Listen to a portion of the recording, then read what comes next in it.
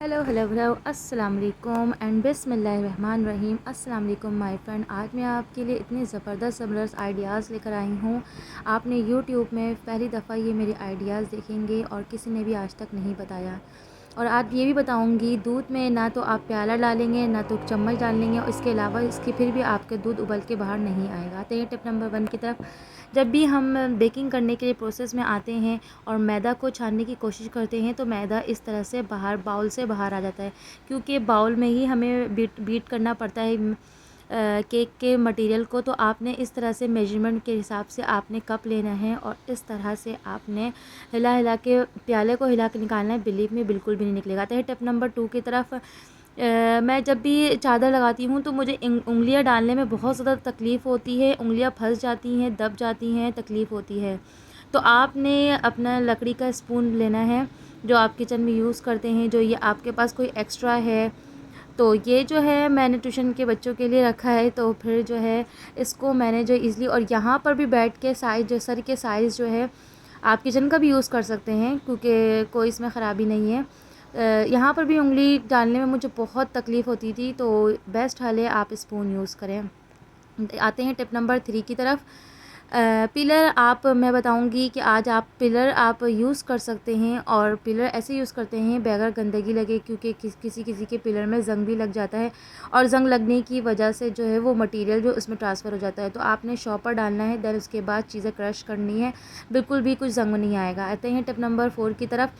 अमूमन सब प्याले डालते हैं, कप डालते हैं, स्पून रखते हैं कि दूध में उबाल ना आए, लेकिन बट फिर भी आ जाता है। तो आपने क्या करना है कि दूध डालने से पहले आप ऊपर ऑयल डाल दें, या फिर अगर आप दूध डालने से पहले अगर आप ऑयल लगाना भूल गए हैं तो आप दूध डालने के बाद सिर्फ़ और सिर्फ ऊपर का पार्ट जो हैंडल में आपको नज़र आता है वहाँ पर आपने ऑयल से ब्रश से ग्रीस कर देना। बिलीव मी, दूध पक पक के नीचे ही रहेगा, लेकिन वो पतीली से बाहर नहीं निकलेगा। बेस्ट आइडिया है। आपने फीडबैक ज़रूर देना है कि आपको मेरी टिप कौन सी वाली अच्छी लगी। आते हैं टिप नंबर 7 की तरफ। मेजॉरिटी हम जब भी बिरयानी बनाते हैं हमारे चावल तो खड़े खड़े बनते हैं, बट लेकिन जैसे ही बिरयानी के चावल बनाने जाते हैं तो चावल हमारे टूट देते हैं, तो आपने सिरका ऐड कर देना है। आते हैं टिप नंबर 6 की तरफ। हम इस तरह की बॉटल यूज़ करते हैं तो लेकिन जो है हमारा हाथ नहीं जाता, तो आपने स्कॉच ब्राइट अंदर डालना है और नाइफ़ की मदद से आपने अच्छे तरीके से आपने हिला देना है।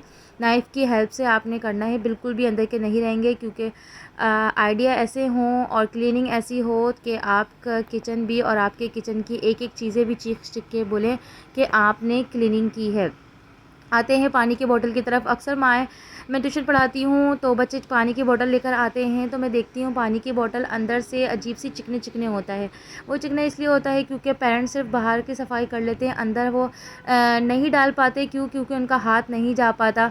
तो आपने जो है चम्मच की डोई लेनी है, चम्मच लेना है लकड़ी का, कोई भी आपके पास लकड़ी का चम्मच वैसे ज़्यादा बेस्ट है। आपने स्कॉच ब्राइट की हेल्प से वो अच्छे तरीके से हिलाना है। बिलीव मी, अंदर का बिल्कुल चिकना हो जाएगा, और इस तरह के आपके बच्चे जो है जितना भी अच्छा पानी पिएं लेकिन वो जर्म्स वाला पानी जब तक आप क्लीन ना